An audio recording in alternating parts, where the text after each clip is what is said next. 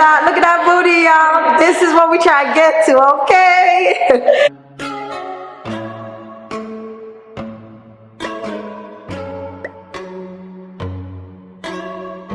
Hello darlings, and welcome back to my YouTube channel. For those of you that are new, my name is Sadicka, and for those of you who are already subscribed, already know what it is, thank you for clicking on another one. Guys, I am so excited today. I am so hyped today because I'm back in the gym after like a year and a half, number one. And number two, I got this beautiful big old booty girl over here today, and we're gonna get into some good talks. We're gonna be showing you some good workouts, but you're probably wondering, who is this? So hello, I am Alicia.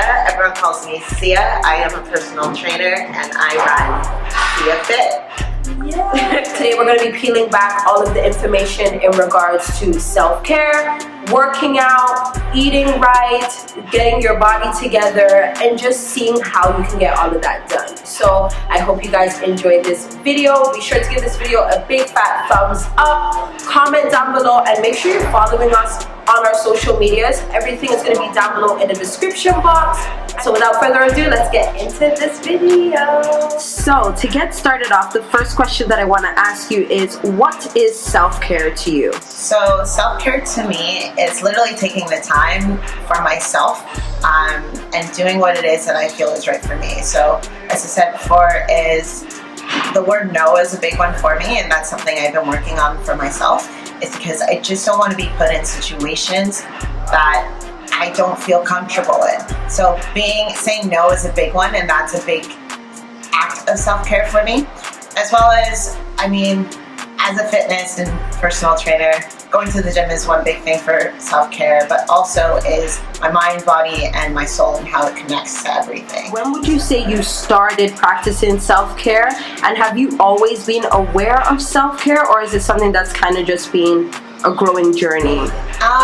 It's been a growing journey for sure, just in the sense of, if I would take it a little bit further back, my first time getting into the gym, which was like 2013, 2014, I guess that's when my journey started. So that would be my journey of my self-care, and then gradually started learning more, going to different self-care events, learning from people around me who inspire me, reading a lot, but reading has been something that's been for me for pretty much my whole life. It's always going to be a journey. It's never going to be one day I'm here and then that's it.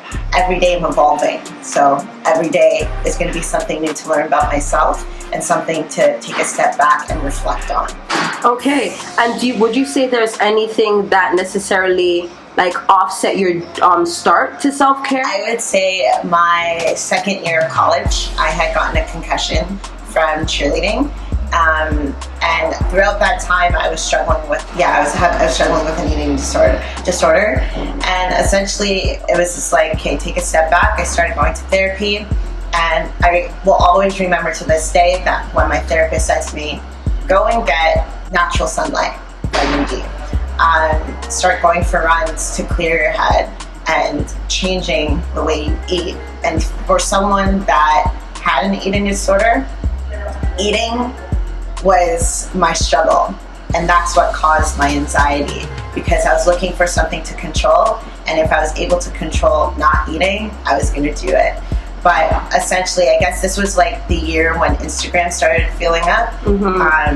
So I started following Massey Arias, and that's when I guess the journey started changing. So it came from changing the way that I started eating in moderation, going out for early runs, even if it was like a 15-20 minute run, clear my head, come in, get a green smoothie, then do a quick morning workout, and then I'd go to class. So that started to become that pillar start of where I am now today in my life and in my journey. Oh my gosh, thank you so much for sharing that. If you don't mind sharing, would you let us know what the eating disorder you had was, and how long you maybe had to battle that for? The eating disorders started when I was about 12, 13. I was doing gymnastics at that time, and it really came about when I just remember that one summer I didn't go to training for 2 months. So as an adolescent, I gained weight a bit because I was like, oh, fast metabolism, I can eat whatever it is that I want. And that wasn't the case. And that's when the comments started happening. And the comments usually happens from the people that's the closest around you. And always what would stick was, for gymnasts, you shouldn't be that big. And it was like going from a size 0 to a size 4, size 5. So you can imagine that the weight gain wasn't that crazy. Yeah. But at that age, it feels major. Exactly. So the eating disorder that I had was bulimia. And for those that don't know what bulimia is a part of the eating disorder that where I would eat food and then I would throw up right after. But now with the concept of bulimia, it's not only about throwing up your food, it's also about the way you think and the way that you talk to yourself. So I went from probably like throwing up my food for like a month, but I didn't like the feeling, and I was like, it's really like, I don't like the acid feeling and all that stuff. But I was like, hey, but there has to be another way for me to quote unquote lose weight. So I was keep on like writing out special diets for myself. And you can imagine a 13-year-old writing a special K diet for herself makes absolutely no sense. So I would go from eating probably 1 meal a day to no meals a day, or take a bite of something and then I wouldn't finish it. Or I'd start binging. And the one biggest thing for me was at that age, and as I kept on getting older, and especially in high school, I used to tell myself, if I'm 145 pounds, I'm obese. And that logic makes absolutely no sense. When it comes to having such a bad relationship with food, my goal now for myself and for my clients and for people around me is to build a good relationship. And building a good relationship is meaning not restricting yourself, not telling yourself bad things, not feeling guilty for eating a cookie or a cake or something like that, because of the sense that whatever we say to ourselves, our body hears it. Take it one day at a time. 80-20 rule, moderation. So essentially that means when I first started, it was literally I would take one new fruit or vegetable or something new that I haven't tried before and put it into the meal that I was cooking. And then eventually it would start subsiding to me wanting that colorful food and me wanting something that's more processed. And again, it's not a one-day journey. I've been doing this now for the past 8 years. Wow. Plus now. So, yeah. Was there anyone around you that was your support system or that helped you during your journey of I guess recovery from eating disorder? No, and I say this in the utmost honesty way because I kept it a secret for a very long time. Yeah, I think that's important to share. And I would say that doing it alone is very, very hard, but also the reason I was able to do it alone is because the mindset that I always had for myself, and I've always been such a determined person, but I wouldn't recommend someone doing it themselves because that's what can lead you into a whirlwind cycle of trying and then falling back. So if you can find someone to talk to, a therapist, or even going into a clinic that deals with eating disorders, talking to a friend about it, someone that understands on your level and not someone that's like, yeah, cool, I'm here for you, but then they're not there. So it's kind of figuring out, finding the red flags of people and knowing who you can trust and who you can't trust. Because for something like that, you have to be very vulnerable. I used to be so scared to talk about it and no one would know, but some people would see the signs of things. But I would just deny. Once you're able to accept it, then you can start working on it. So I would say essentially, if you can find someone that can help you with it, even if you guys want to hit me up, I'm totally cool with that. And we can start the journey together. So. Okay guys, well we're gonna get straight into this workout and we'll be right back. Are you ready? Are you excited? You're going to be on all fours, so you get scared. So because it gets a little bit tricky, you want to put your hands in, spread your feet out just a little bit wider, and you're just going to press up. There you go. So squeeze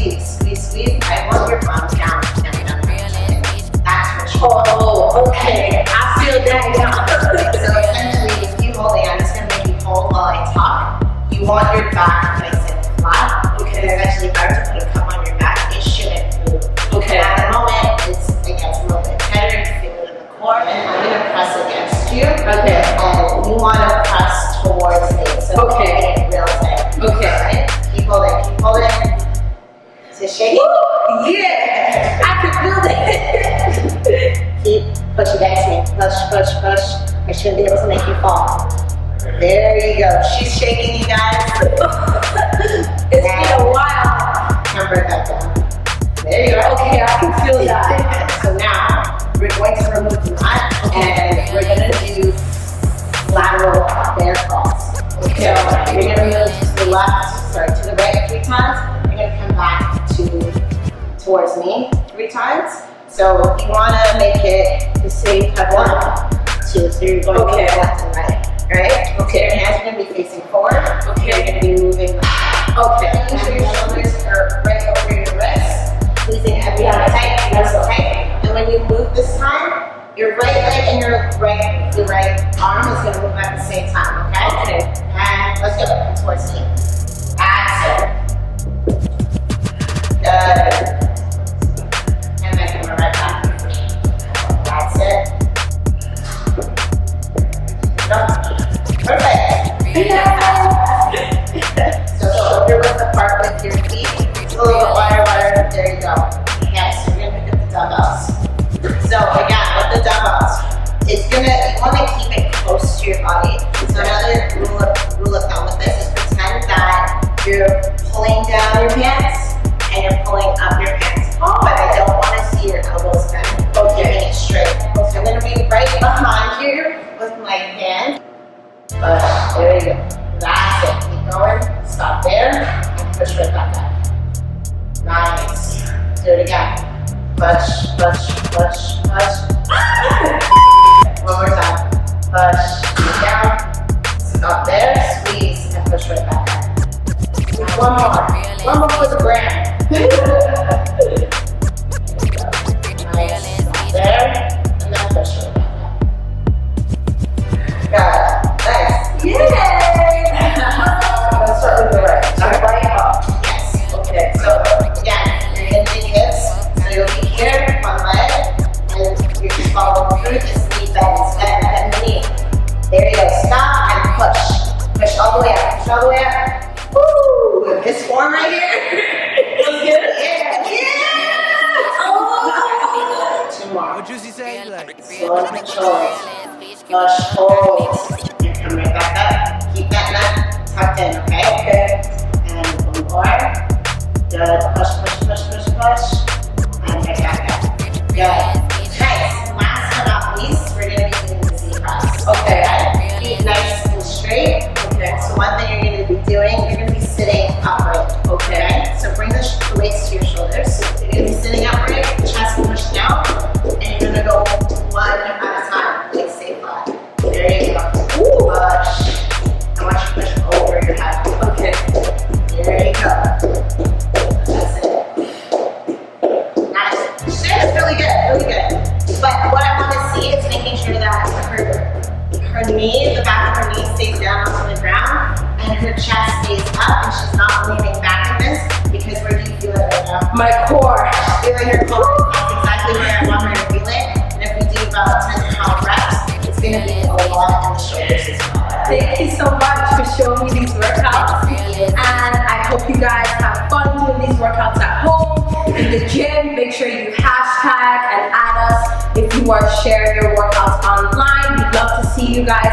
And then she'll be able to give you some tips and tricks and let you know if your form is correct or if you're not doing it properly. Because we want that booty looking like a shelf and we want that waist snatched. If you could give your top 3 or top 5, you can pick the number, tips for people to practice self-care, what would that be? My number 1 thing, go to bed early.